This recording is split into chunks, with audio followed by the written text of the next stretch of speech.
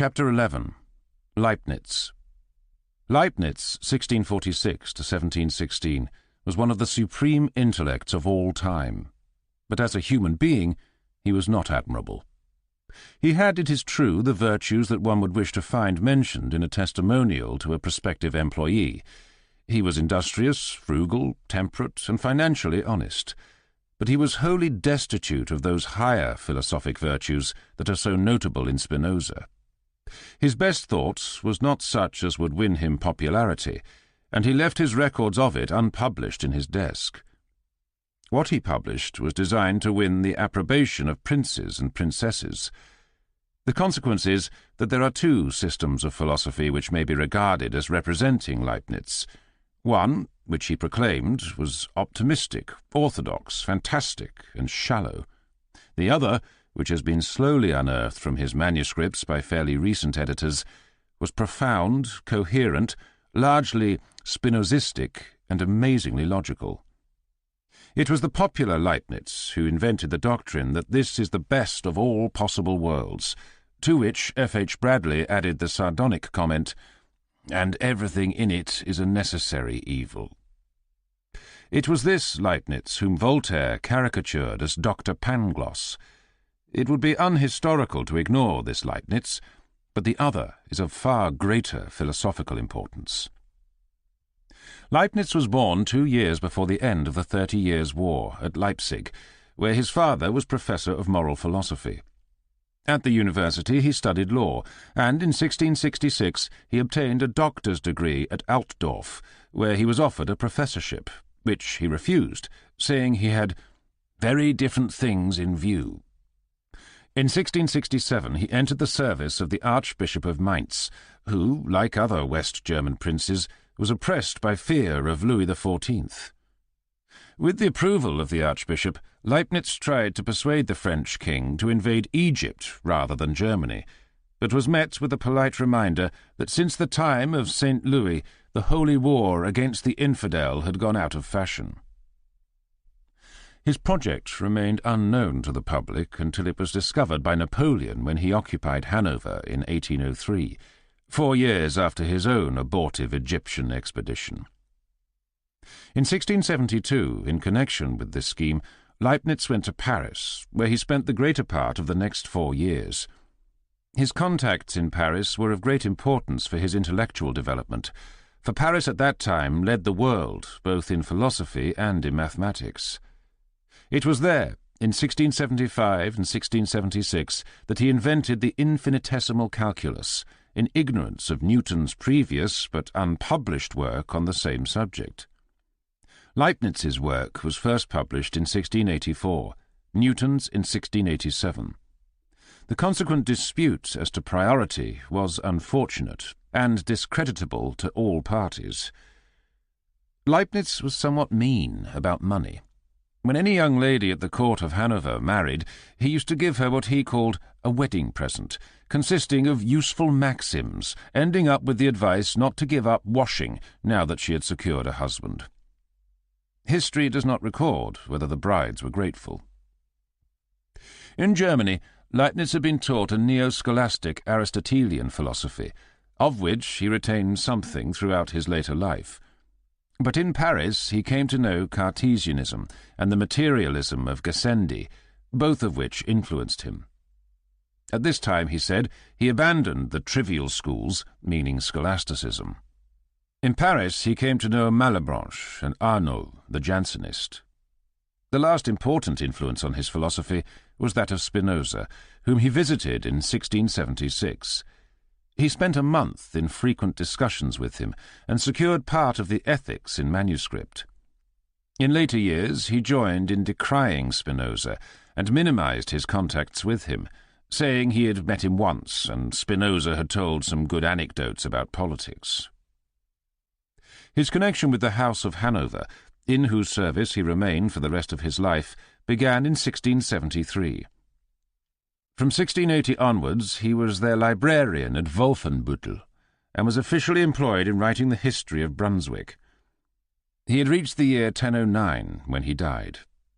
The work was not published till 1843. Some of his time was spent on a project for the reunion of the churches, but this proved abortive. He travelled to Italy to obtain evidence that the Dukes of Brunswick were connected with the Este family.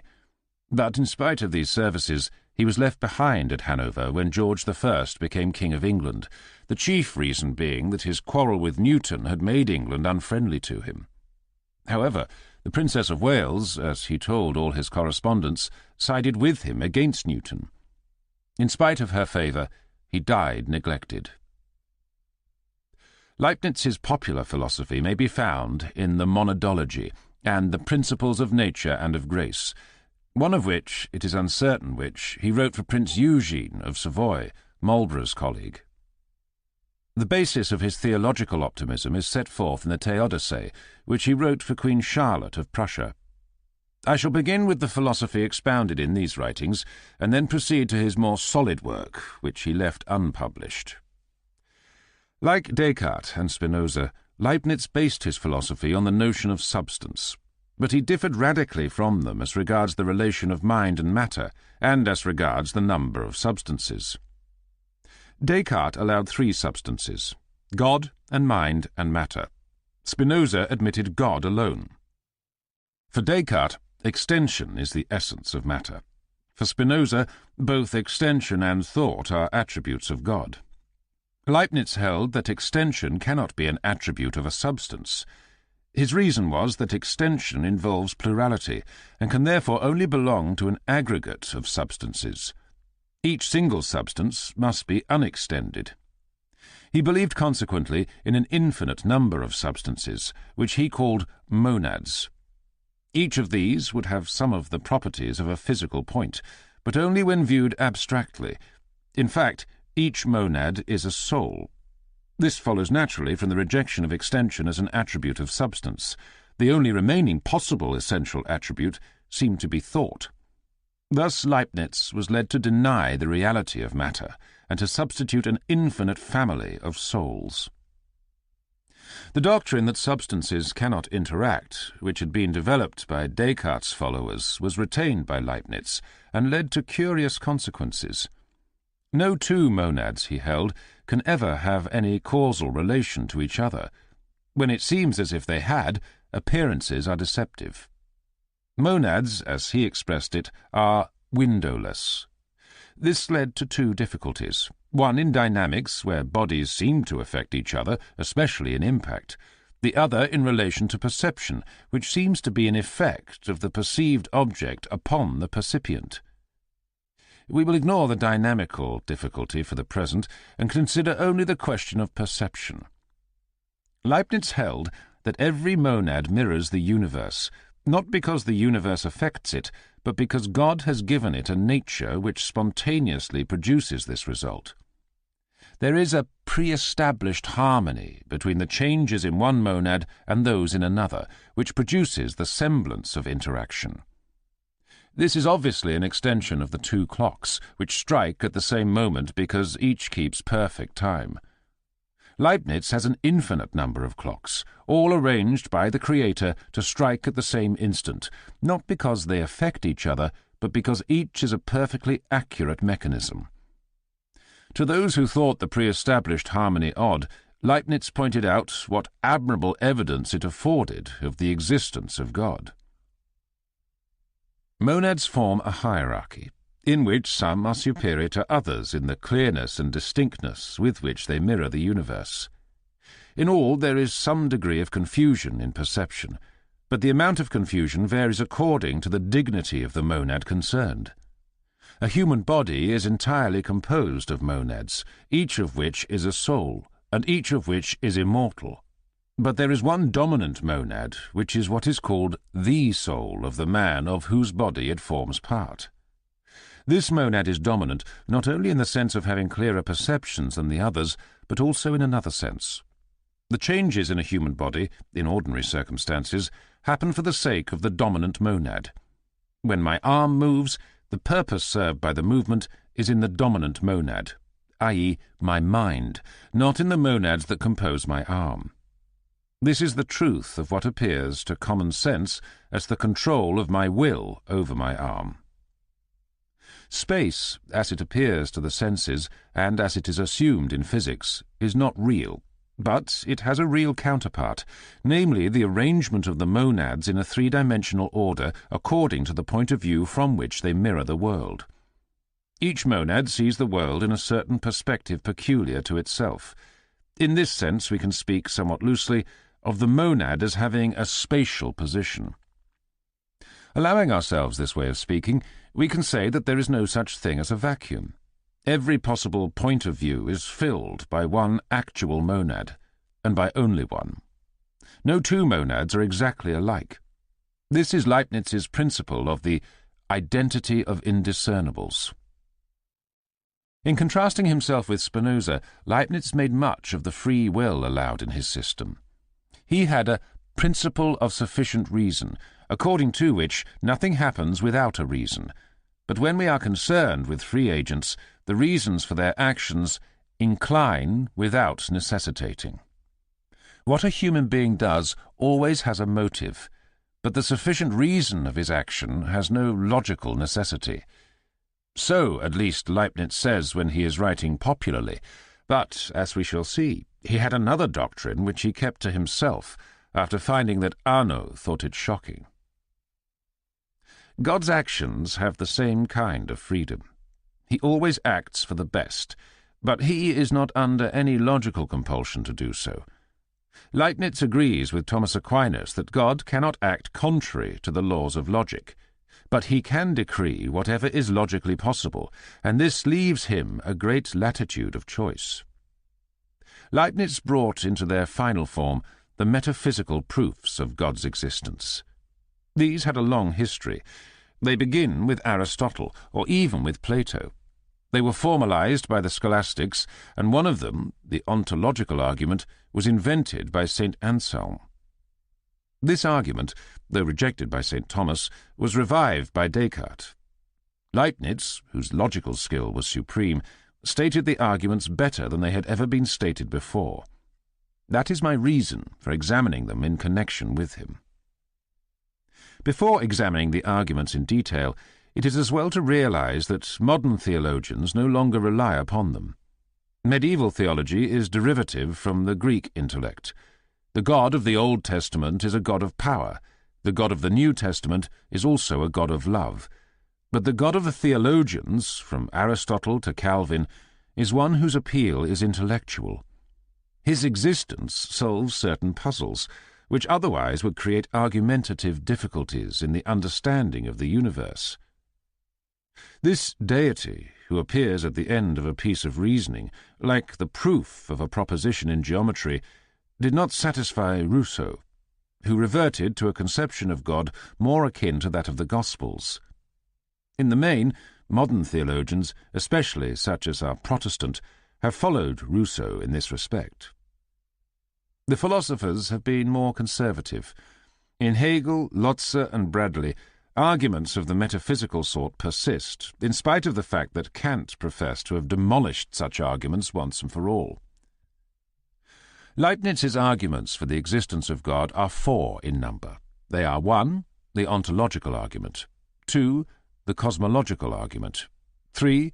The argument from the eternal truths, 4. The argument from the pre-established harmony, which may be generalized into the argument from design, or the physico-theological argument, as Kant calls it. We will consider these arguments successively. The ontological argument depends upon the distinction between existence and essence. Any ordinary person or thing, it is held, on the one hand exists, and on the other hand has certain qualities, which make up his or its essence. Hamlet, though he does not exist, has a certain essence. He is melancholy, undecided, witty, etc. When we describe a person, the question whether he is real or imaginary remains open, however minute our description may be. This is expressed in scholastic language by saying that, in the case of any finite substance, its essence does not imply its existence.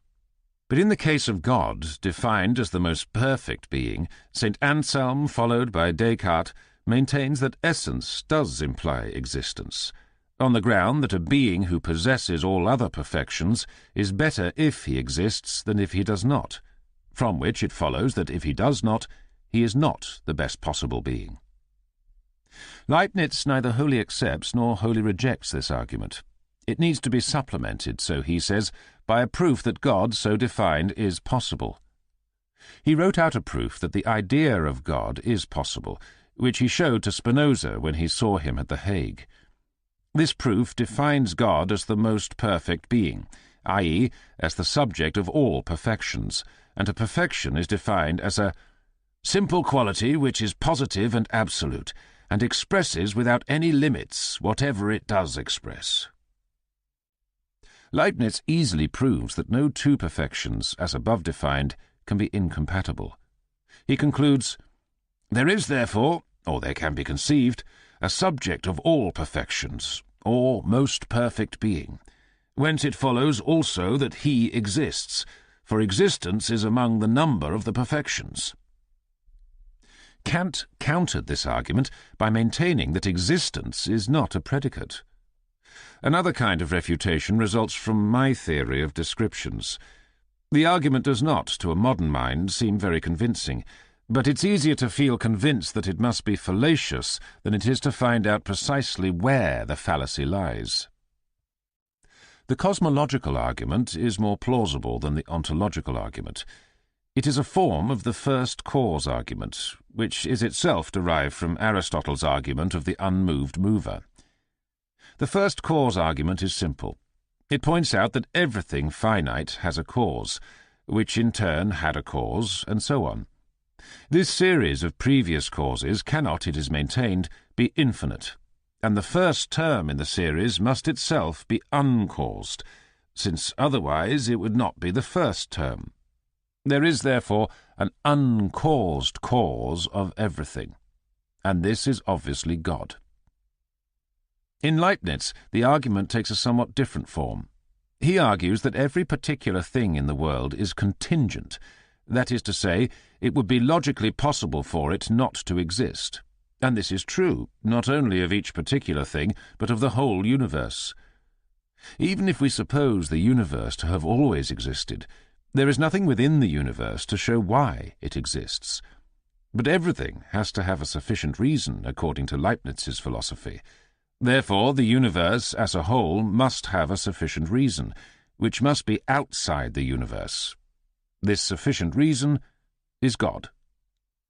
This argument is better than the straightforward first cause argument, and cannot be so easily refuted. The first cause argument rests on the assumption that every series must have a first term, which is false. For example, the series of proper fractions has no first term. But Leibniz's argument does not depend upon the view that the universe must have had a beginning in time. The argument is valid so long as we grant Leibniz's principle of sufficient reason, but if this principle is denied, it collapses. What exactly Leibniz meant by the principle of sufficient reason is a controversial question. Kujira maintains that it means that every true proposition is analytic, i.e., such that its contradictory is self-contradictory. But this interpretation, which has support in writings that Leibniz did not publish, belongs, if true, to the esoteric doctrine. In his published works he maintains that there is a difference between necessary and contingent propositions, that only the former follow the laws of logic, and that all propositions asserting existence are contingent, with the sole exception of the existence of God. Though God exists necessarily, he was not compelled by logic to create the world. On the contrary, this was a free choice, motivated, but not necessitated, by his goodness. It's clear that Kant is right in saying that this argument depends upon the ontological argument. If the existence of the world can only be accounted for by the existence of a necessary being, then there must be a being whose essence involves existence, for that is what is meant by a necessary being. But if it is possible that there should be a being whose essence involves existence, then reason alone without experience can define such a being, whose existence will follow from the ontological argument. For everything that has to do only with essence can be known independently of experience. Such at least is Leibnitz's view.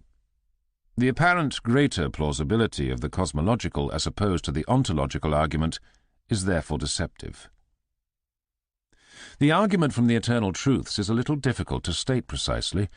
Perhaps we shall do well to state it first in rough outline, and only then proceed to the complete picture. Roughly, the argument is this. Such a statement as "it is raining" is sometimes true and sometimes false, but 2 and 2 are 4 is always true.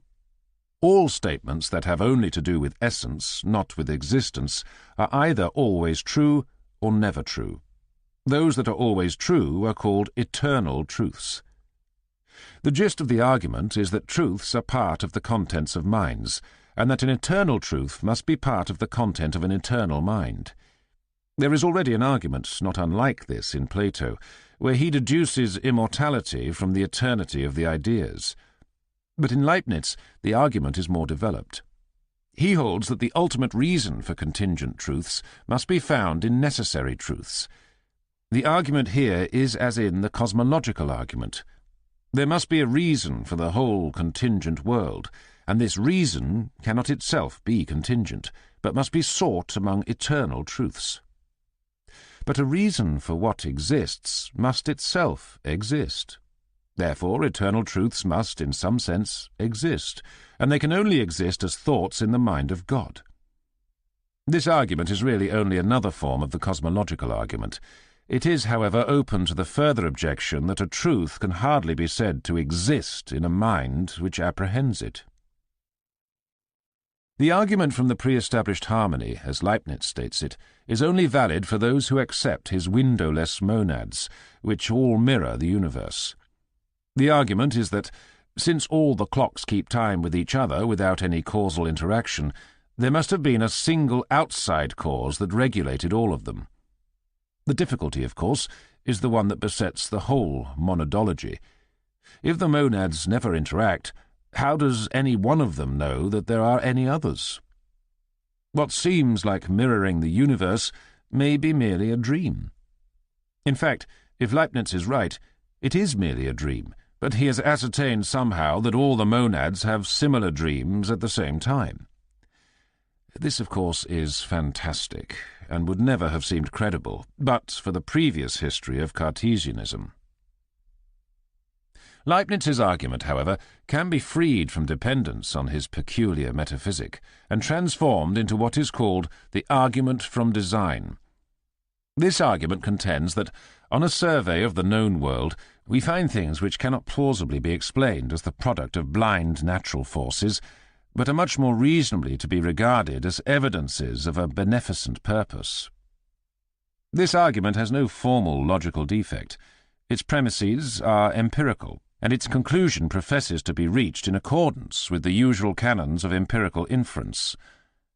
The question whether it is to be accepted or not turns, therefore, not on general metaphysical questions, but on comparatively detailed considerations. There is one important difference between this argument and the others, namely, that the God whom, if valid, it demonstrates, need not have all the usual metaphysical attributes. He need not be omnipotent or omniscient. He may be only vastly wiser and more powerful than we are.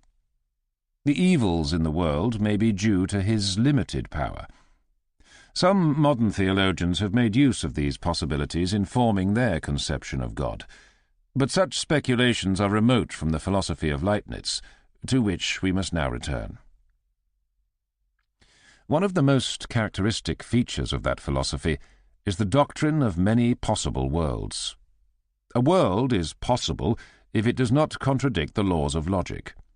There are an infinite number of possible worlds, all of which God contemplated before creating the actual world.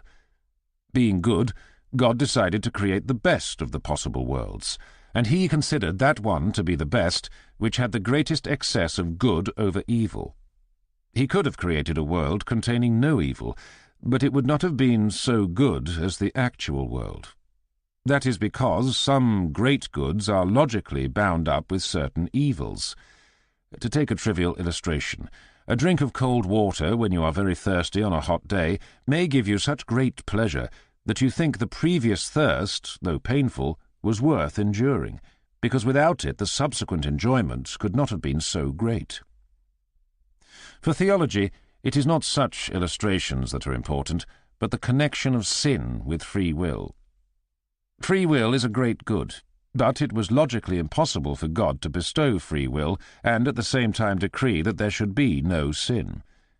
God therefore decided to make man free, although he foresaw that Adam would eat the apple, and although sin inevitably brought punishment. The world that resulted, although it contains evil, has a greater surplus of good over evil than any other possible world. It is therefore the best of all possible worlds, and the evil that it contains affords no argument against the goodness of God. This argument apparently satisfied the Queen of Prussia. Her serfs continued to suffer the evil, while she continued to enjoy the good, and it was comforting to be assured by a great philosopher that this was just and right. Leibnitz's solution of the problem of evil, like most of his other popular doctrines, is logically possible but not very convincing.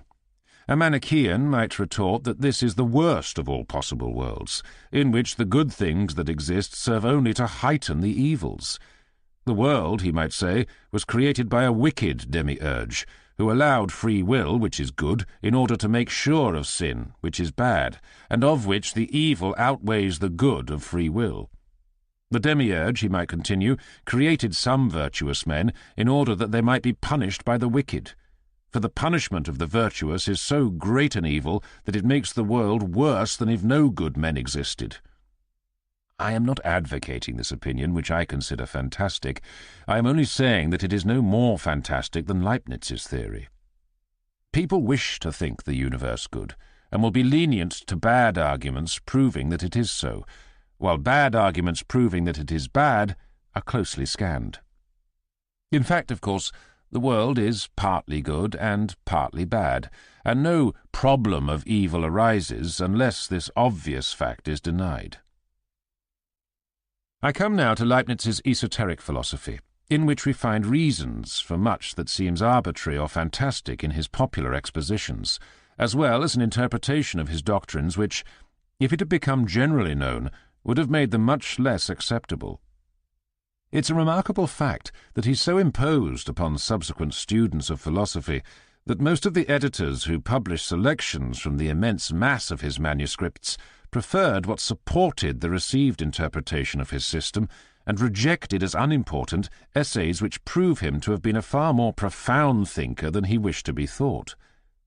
Most of the texts upon which we must rely for an understanding of his esoteric doctrine were first published in 1901 or 1903, in two works by Louis Couturat. One of these was even headed by Leibniz with the remark, "Here I have made enormous progress."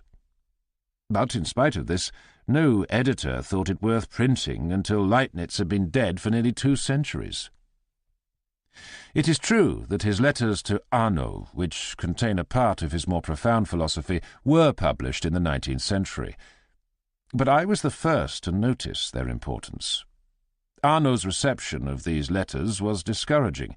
He writes, "I find in these thoughts so many things which alarm me, and which almost all men, if I am not mistaken, will find so shocking, that I do not see of what use a writing can be, which apparently all the world will reject." This hostile opinion no doubt led Leibniz thenceforth to adopt a policy of secrecy as to his real thoughts on philosophical subjects. The conception of substance, which is fundamental in the philosophies of Descartes, Spinoza, and Leibniz, is derived from the logical category of subject and predicate. Some words can be either subjects or predicates, e.g., I can say, "The sky is blue," and "blue is a colour." Other words, of which proper names are the most obvious instances, can never occur as predicates, but only as subjects, or as one of the terms of a relation. Such words are held to be designate substances. Substances, in addition to this logical characteristic, persist through time unless destroyed by God's omnipotence, which, one gathers, never happens. Every true proposition is either general, like "all men are mortal," in which case it states that one predicate implies another, or particular, like Socrates is mortal, in which case the predicate is contained in the subject, and the quality denoted by the predicate is part of the notion of the substance denoted by the subject. Whatever happens to Socrates can be asserted in a sentence in which Socrates is the subject and the words describing the happening in question are the predicate. All these predicates put together make up the notion of Socrates. All belong to him necessarily, in this sense that a substance of which they could not be truly asserted would not be Socrates, but someone else. Leibnitz was a firm believer in the importance of logic, not only in its own sphere but as the basis of metaphysics. He did work on mathematical logic, which would have been enormously important if he had published it. He would, in that case, have been the founder of mathematical logic, which would have become known a century and a half sooner than it did, in fact. He abstained from publishing because he kept on finding evidence that Aristotle's doctrine of the syllogism was wrong on some points. Respect for Aristotle made it impossible for him to believe this, so he mistakenly supposed that the errors must be his own. Nevertheless, he cherished through his life the hope of discovering a kind of generalized mathematics, which he called characteristica universalis, by means of which thinking could be replaced by calculation.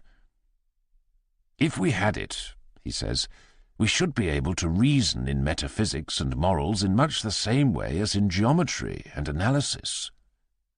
If controversies were to arise, there would be no more need of disputation between two philosophers than between two accountants, for it would suffice to take their pencils in their hands, to sit down to their slates, and to say to each other, with a friend as witness if they liked, 'Let us calculate.'"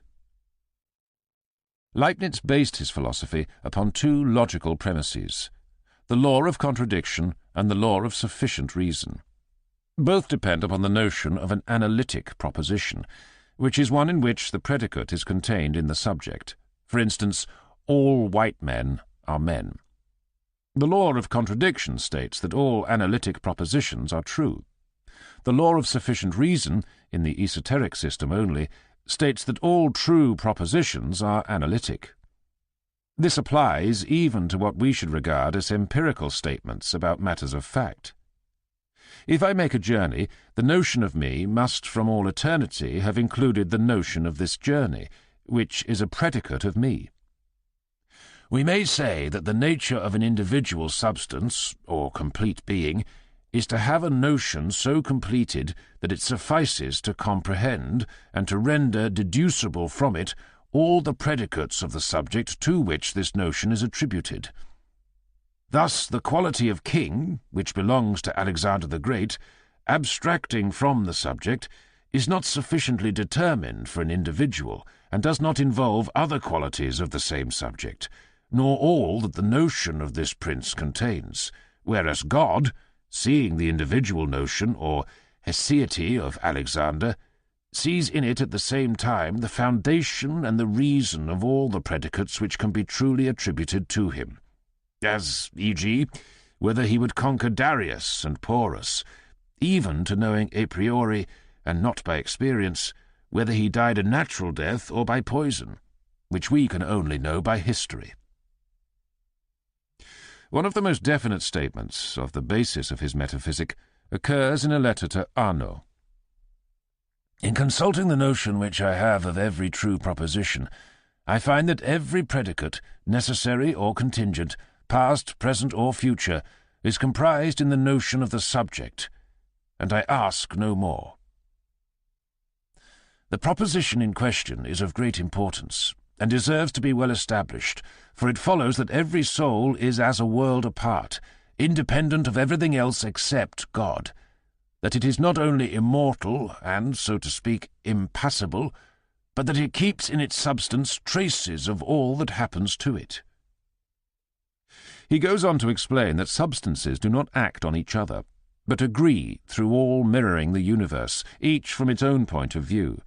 There can be no interaction because all that happens to each substance is part of its own notion, and eternally determined if that substance exists. This system is evidently just as deterministic as that of Spinoza. Arnauld expresses his horror of the statement, which Leibnitz had made, that the individual notion of each person involves once for all everything that will ever happen to him. Such a view is evidently incompatible with the Christian doctrine of sin and free will. Finding it ill-received by Arnauld, Leibnitz carefully refrained from making it public. For human beings, it is true, there is a difference between truths known by logic and truths known by experience. This difference arises in two ways.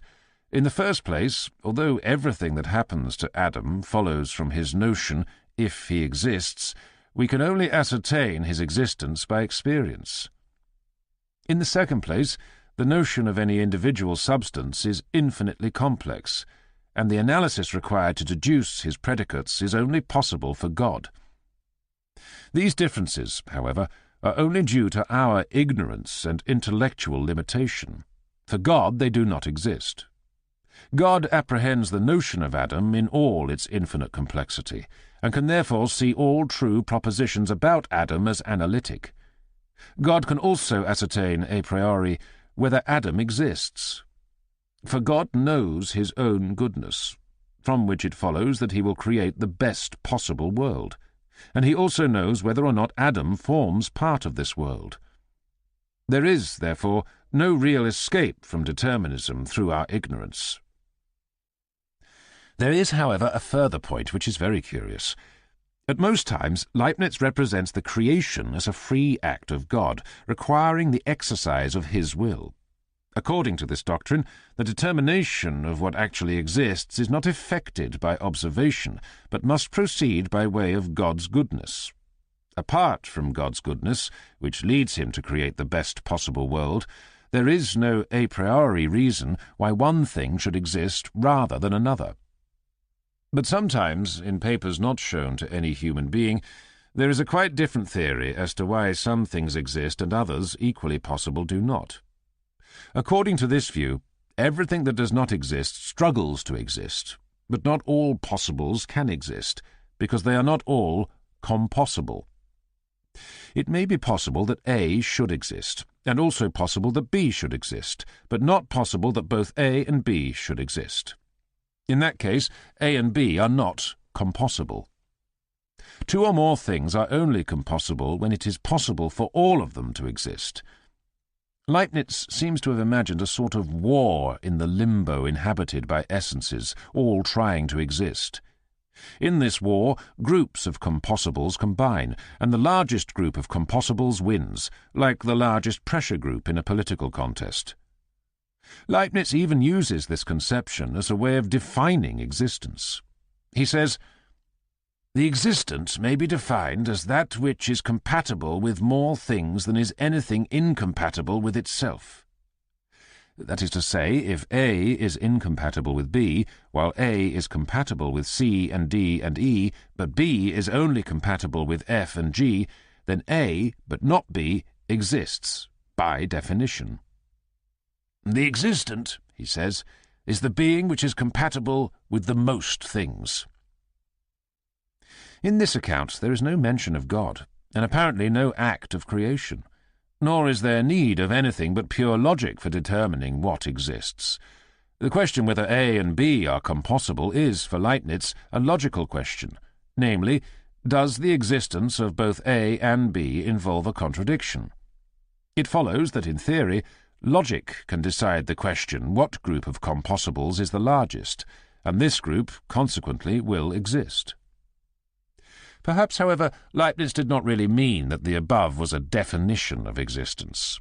If it was merely a criterion, it can be reconciled with his popular views by means of what he calls metaphysical perfection. Metaphysical perfection, as he uses the term, seems to mean quantity of existence. It is, he says, nothing but the magnitude of positive reality strictly understood. He always argues that God created as much as possible. This is one of his reasons for rejecting a vacuum. There is a general belief, which I've never understood, that it is better to exist than not to exist. On this ground, children are exhorted to be grateful to their parents. Leibnitz evidently held this view, and thought it part of God's goodness to create as full a universe as possible. It would follow that the actual world would consist of the largest group of compossibles. It would still be true that logic alone, given a sufficiently able logician, could decide whether a given possible substance would exist or not. Leibniz, in his private thinking, is the best example of a philosopher who uses logic as a key to metaphysics. This type of philosophy begins with Parmenides, and is carried further in Plato's use of the theory of ideas to prove various extra-logical propositions. Spinoza belongs to the same type, and so does Hegel. But none of these is so clear-cut as Leibniz in drawing inferences from syntax to the real world. This kind of argumentation has fallen into disrepute, owing to the growth of empiricism. Whether any valid inferences are possible from language to non-linguistic facts is a question as to which I do not care to dogmatize. But certainly the inferences found in Leibniz and other a priori philosophers are not valid, since all are due to a defective logic. The subject-predicate logic, which all such philosophers in the past assumed, either ignores relations altogether or produces fallacious arguments to prove that relations are unreal. Leibniz is guilty of a special inconsistency in combining the subject-predicate logic with pluralism, for the proposition, "there are many monads," is not of the subject-predicate form. To be consistent, a philosopher who believes all propositions to be of this form should be a monist, like Spinoza. Leibniz rejected monism largely owing to his interest in dynamics, and to his argument that extension involves repetition, and therefore cannot be an attribute of a single substance. Leibniz is a dull writer, and his effect on German philosophy was to make it pedantic and arid. His disciple, Wolff, who dominated the German universities until the publication of Kant's Critique of Pure Reason, left out whatever was most interesting in Leibniz and produced a dry, professorial way of thinking. Outside Germany, Leibniz's philosophy had little influence. His contemporary Locke governed British philosophy, while in France Descartes continued to reign until he was overthrown by Voltaire, who made English empiricism fashionable. Nevertheless, Leibniz remains a great man, and his greatness is more apparent now than it was at any earlier time.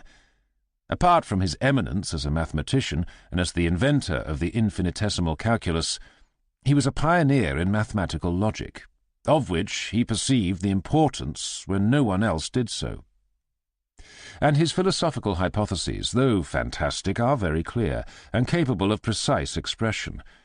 Even his monads can still be useful as suggesting possible ways of viewing perception, though they cannot be regarded as windowless. What I, for my part, think best in his theory of monads is his two kinds of space, one subjective, in the perceptions of each monad, and one objective, consisting of the assemblage of points of view of the various monads. This, I believe, is still useful in relating perception to physics.